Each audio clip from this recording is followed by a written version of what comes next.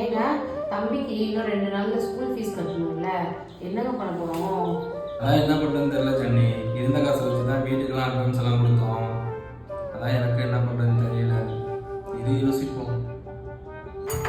என்னங்க? யாரும் கதவை தட்டுறாங்க. பாருங்க போயிட்டு. யாருங்க வேணும்? அண்ணே, இந்த ஏரியாவில் புதுசாக குடி வந்திருக்கீங்கண்ணே, அதானே பார்த்துட்டு போதானே வந்தேண்ணே. இந்த ஏரியாவில் நான் தானே ஃபைனான்ஸ் கொடுத்துருக்கேன், தேவைப்பட்டா சொல்லுங்கண்ணே, வாங்கிக்கலாண்ணே உடனே. ரொம்ப வட்டி கம்மிண்ணே. வாங்கிக்கலாங்க சொன்னேன்ட்டுன்னு.